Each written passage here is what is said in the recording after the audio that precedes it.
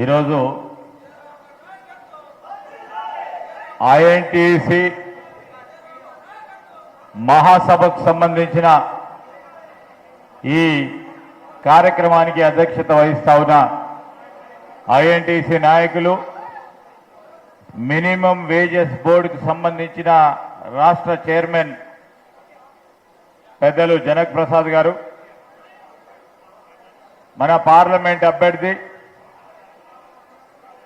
సోదరులు, మరి యువ నాయకుడు వంశీ గారితో పాటు స్థానిక శాసనసభ్యులు మిత్రులు, కార్మిక నాయకుడు, మొదటి రోజు ఆయన శాసనసభ్యుడిగా ప్రమాణ స్వీకారోత్సవ కార్యక్రమానికి ఒక కార్మిక సోదరుడిగా అదే వేషాధారణ చేసి ఈరోజు మా మిత్రులు మరి రాజ్ ఠాకూర్ గారు మీ అందరి ఆశీర్వాదంతో ఎన్నికై ఈ ప్రాంతానికి సేవలు అందిస్తా ఉన్న రాజ్ ఠాకూర్ గారు, పెద్దలు మాజీ మంత్రివర్యులు బెల్లంపల్లి శాసనసభ్యులు వినోద్ కుమార్ గారు, పెద్దలు గౌరవనీయులు మన మాజీ పార్లమెంట్ సభ్యులు చెన్నూరు శాసనసభ్యులు వివేక్ గారికి, మరి అదేవిధంగా ప్రభుత్వ సలహాదారుడిగా ఈ ప్రాంతాన్ని నుంచి నియామకమైన పెద్దలు వేణుగోపాల్ గారికి, మాజీ శాసనసభ్యులు పెద్దలు మరి మోహన్ గారికి, ఐఎన్టీసీకి సంబంధించిన మరి వేదికపై ఉన్న ప్రధాన నాయకులతో పాటు స్థానికంగా మొదటి ప్రథమ పౌరుడిగా ఉన్న మేయర్ గారు డాక్టర్ అనిల్ గారితో పాటు ఇక్కడికి విచ్చేసిన మా కార్పొరేటర్ సోదరులు, మా కాంగ్రెస్ పార్టీ నాయకులు, అదేవిధంగా కౌన్సిలర్ సోదరులు, మా యువజన కాంగ్రెస్ మిత్రులు, ఎన్ఎస్ఐ సోదరులు, పాత్రికేయ మిత్రులందరికీ నమస్కారం. చాలా మంది మాట్లాడింది. మీకు సింగరేణి కార్మికులకు సంబంధించిన సమస్య పరిష్కారాల గురించి నిరంతరం పోరాటం చేసే మీ నాయకుడు జనక్ ప్రసాద్ గారితో పాటు వివిధ డివిజన్లకు సంబంధించిన ఉపాధ్యక్షులు, పిట్ సెక్రటరీలు, మరి కార్యవర్గ సభ్యులందరూ కూడా 10 సంవత్సరాల కాలం పాటు నిరంతరంగా టిఆర్ఎస్ పార్టీ కార్మిక వ్యతిరేక ప్రభుత్వంపై ఆనాడు పోరాటం చేసింది కనుకనే ఈరోజు ప్రభుత్వంలో కాంగ్రెస్ పార్టీ మీ అందరి సహకారంతో వచ్చిన దానికి మీ అందరికీ ప్రత్యేకంగా కృతజ్ఞత తెలియజేస్తా ఉన్నాం. ఈరోజు మరొకసారి లోక్సభ ఎన్నికలు వచ్చినాయి. వివిధ ప్రాంతాల నుంచి వచ్చేసిన మా ఐఎన్టీసీ కార్మిక సోదరులకి ఏఐసిసి అధ్యక్షులు మల్లికార్జున ఖార్గే గారితో పాటు ఇప్పుడే మాట్లాడిన మరి పోరాట స్ఫటిమ ఉన్న 94 సంవత్సరాలు నిండి కార్మికుల సమస్యలపై నిత్యం గలం విప్పిన పెద్దలు గౌరవనీయులు సంజీవ్ రెడ్డి గారు, రాహుల్ గాంధీ గారు, ప్రియాంక గాంధీ గారు ఒక యువకుడిని నిలబెట్టాలని ఆలోచన చేసి ప్రత్యేకంగా ఇదంతా కూడా కార్మిక ప్రాంతం, కార్మిక ప్రాంతానికి ఎనలేని సేవలు చేసిన పెద్దలు వెంకటస్వామి గారిని కుటుంబం నుంచి మరి వంశీ గారిని మీ ముందట నిలబడి మీ ఆశీర్వాదం కోరడానికి ముందు నిలబడ్డారు. కార్మిక పక్షపాతిగా పెద్దలు వెంకటస్వామి గారు నిరంతరం పోరాటం చేసేవారు. ఈరోజు సింగరేణి సంస్థ ఉన్నదంటే ఆనాడు పెద్దలు వెంకటస్వామి గారు పివి నరసింహారావు గారిని మరి మాట్లాడి కార్మిక నాయకుడిగా ఆనాడు కేంద్ర మంత్రిగా ఉండి వెంకటస్వామి గారు ఈరోజు సింగరేణి ఆ రోజు BIFRలో పోకుండా చేసిన ప్రయత్నాన్ని మనం ఈరోజు గుర్తు చెప్పుకోవాల్సిన అవసరం ఉంది. అందుకోసమే కార్మిక సోదరులారా మనం అందరం ఆలోచన చేయాల. వంశీ గారు కూడా రేపు రాబోయే కాలంలో ఒక యువకుడిగా కార్మికుల సమస్యలు ఉన్నప్పుడు ఆ సమస్యల్లో పాలు పంచుకుంటూ, లేకుంటే మీ సంక్షేమాన్ని గురించి మీ గొంతు రేపు రాబోయే ప్రభుత్వం కాంగ్రెస్ పార్టీ ప్రభుత్వం కేంద్రంలో ఉన్నప్పటికీ మీ గొంతు రాహుల్ గాంధీ గారు ఒక యువకుడుగా పోయి సింగరేణి కార్మికుల సమస్య ఈ విధంగా ఉంది, ఇన్కమ్ ట్యాక్స్ సంబంధించిన ఈ సమస్య ఉంది, ఇన్కమ్ ట్యాక్స్ సంబంధించి వారి ట్యాక్స్ పరంగా వారి ఆదాయ పరంగా ఉన్న ఏరియర్స్ పై ట్యాక్స్ నిషేధం గురించి తప్పకుండా వీరు పోరాటం చేయగలిగిన సత్తా ఉన్న వ్యక్తిగా వంశీ గారు ఉన్నారు మీ ముందర. ఒక చదువుకున్న వ్యక్తిగా, పరిశ్రమ అంటే తెలిసిన వ్యక్తిగా, వారి పరిశ్రమల్లో ఉన్న కార్మిక సోదరులకు సంబంధించిన సమస్యలు తెలిసిన వ్యక్తిగా ఈరోజు వంశీ మీ ముందర నిలబడి మీ అందరి ఆశీర్వాదాన్ని కోరుతా ఉన్నాడు. ఇలాంటి సందర్భంలో మీరు చూసిండ్రు, డాక్టర్ వివేక్ గారు పార్లమెంట్ సభ్యుడిగా ఉన్నప్పుడు ఆనాడు ఉన్న ప్రభుత్వం కాంగ్రెస్ పార్టీదైనా కార్మికుల గురించి వారి గలం విప్పి మర్చిన వ్యక్తిగా మన ముందట ఉన్నారు.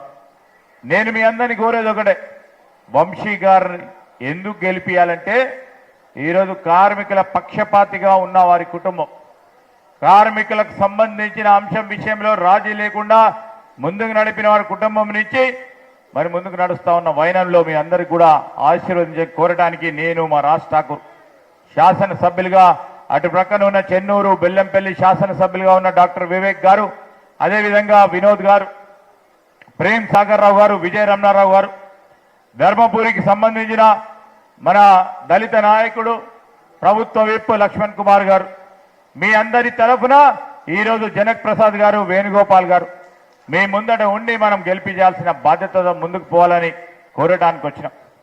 ఇంకో విషయానికి వస్తే మీ అందరికీ కూడా తెలుసు, కాంగ్రెస్ పార్టీ ప్రభుత్వం ఏర్పడ్డ తర్వాత సింగరేణి సంస్థకు సంబంధించిన కార్మిక సోదరుడికి ఎప్పుడైనా అనుకోని విధంగా దురదృష్టవశాత్తు ప్రాణాలు కోల్పోతే ఇంతకుముందు ఏ విధంగా ఉండే, ప్రతి కార్యకర్తనో నాయకుడో పోయి యాజమాన్యం ముందు నిలబడి వారి కుటుంబానికి సహాయం చేయాలని ధర్నా చేస్తే తప్ప వారికి ఏ పరమైన పరిష్కారం కాకపోతుండే.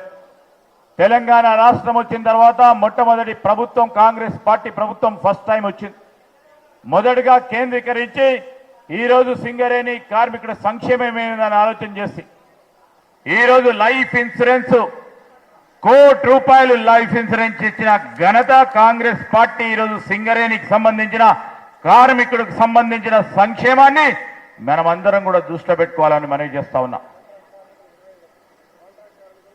కాంట్రాక్ట్ కార్మికులను విస్మరించిన టీఆర్ఎస్ పార్టీ ప్రభుత్వం, మేము కానీ ఇంకా నాకంటే ఎక్కువ మా సోదరుడు రాజ్ ఠాకూర్ గారు కానీ, డాక్టర్ వివేక్ గారు కానీ, వినోద్ గారు కానీ, కాంట్రాక్ట్ కార్మికులు లేదంటావా కేసీఆర్, వారి తడాకా ఏందో చూపెడతారు ఎన్నికల్లో అని చెప్పినాం. కాంట్రాక్ట్ కార్మికులకు సోదరులకు సంబంధించి ఈరోజు వారి సంక్షేమానికి సంబంధించి కూడా కాంగ్రెస్ పార్టీ ప్రభుత్వం కట్టుబడి ఉంది.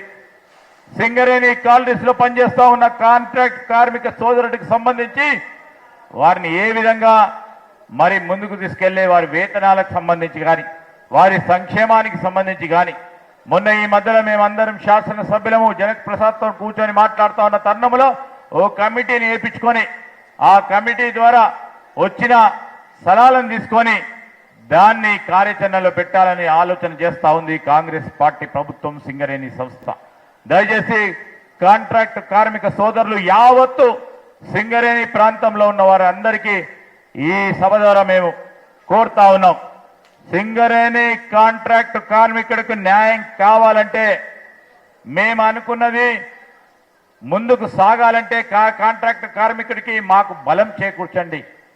ఏ విధమైన బలం అంటే, ఒక యువకుడిని ముందుకు పెడితే రేపు ఇదే వంశీ పార్లమెంట్ సభ్యుడైన తర్వాత మాతో పాటు ఈరోజు మేమందరం కూర్చొని సింగరేణి కాంట్రాక్ట్ కార్మికుడికి న్యాయం చేసే ఒక కార్యాచరణ తీసుకొని ముందుకు నడుస్తారని వారి పక్షాన మేము అందరికీ కూడా హామీ ఇస్తా ఉన్నాం.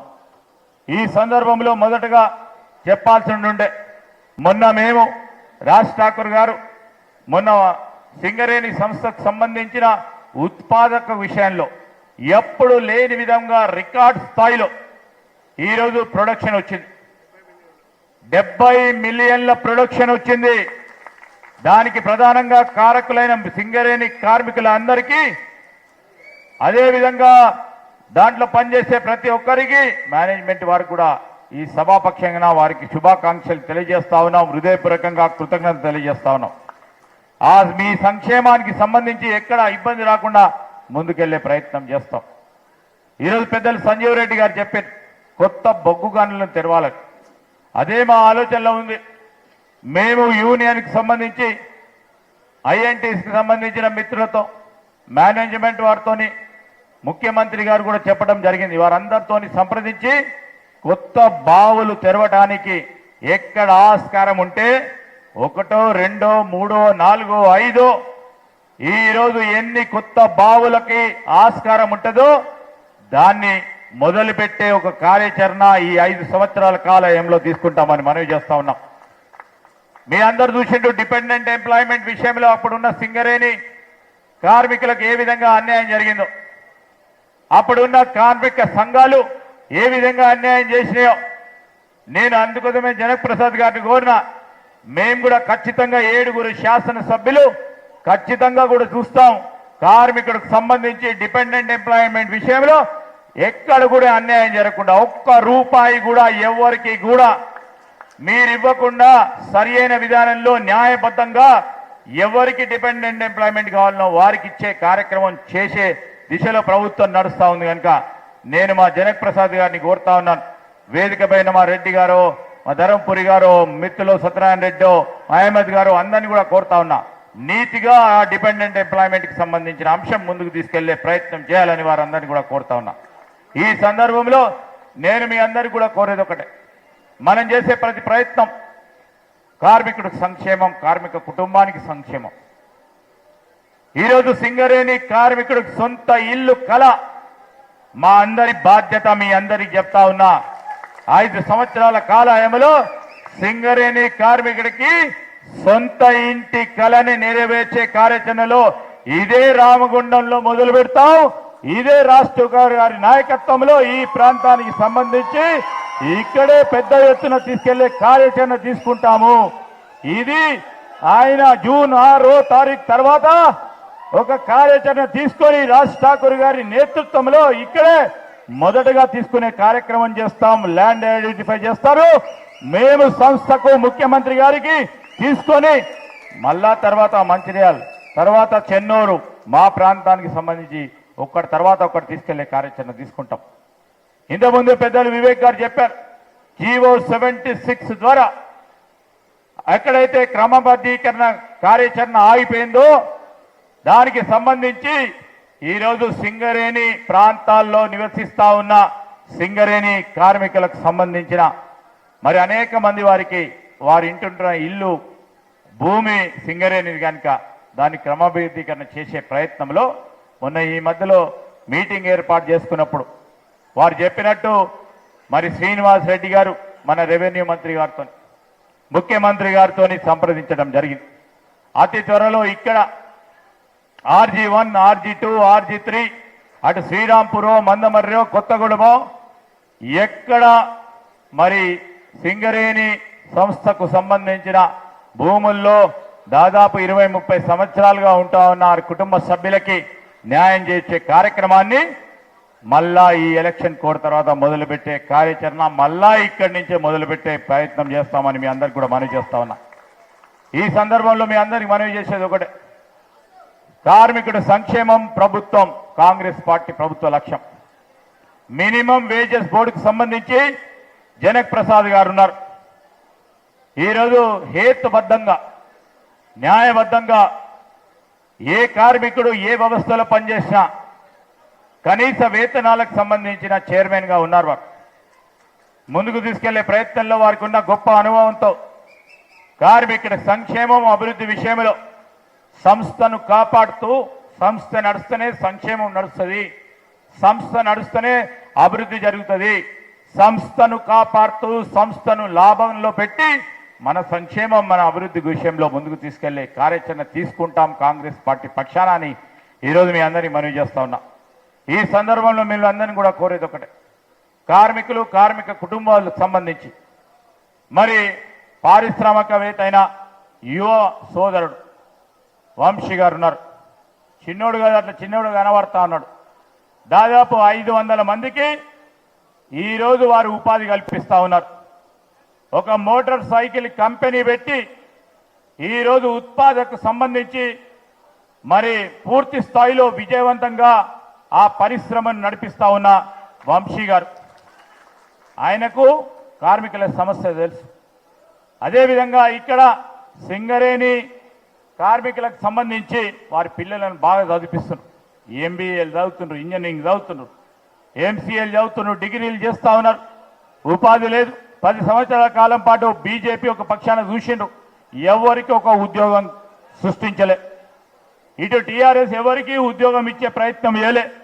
ఎప్పుడు అంటా ఉంటారు ఇక్కడ ఉన్న రాజ్ ఠాకూర్ గారు, వేణుగోపాల్ గారు, ఈ ప్రాంతంలో అనేక మంది పిల్లలు ఇంజనీరింగ్ చదువుకుంటున్న వారు ఉంటారు, వీరికి ఎట్లయినా జాబ్ ఎంప్లాయ్మెంట్ చేయాలి, ఆ కుటుంబాలకి అండగా ఉంటారంటే మేము ప్రయత్నం చేస్తా ఉన్నాం. ఏం చేయాలి రేపొద్దున ఒక విధంగా నైపుణ్య కేంద్రాలు తెరిపించే ప్రయత్నం చేస్తూ మరి సాఫ్ట్వేర్ కు సంబంధించిన పార్కును ఏర్పాటు చేయాలని రాజ్ ఠాకూర్ గారు అనేక సందర్భాల్లో కోరిన నేపథ్యంలో తప్పకుండా వాటి విషయంలో ఒక ప్రత్యేక శ్రద్ధ వహించి ముందుకు తీసుకెళ్లే ప్రయత్నంలో దాంట్లో మీకు అందరికీ సహకరించడానికి వంశీ అనే కాబోయే కాలంలో ఎంపీగా మీ ముందు నిలబడి యువతకు ఒక స్ఫూర్తిగా నిలబడే ఒక యువకుడిగా మీ అందరి సింగరేణి కార్మిక కుటుంబ సభ్యులందరికీ వారికి ఆశీర్వాదం ఇవ్వాలని ఈ సవదారా వారికి మనవి చేస్తా ఉన్నాం.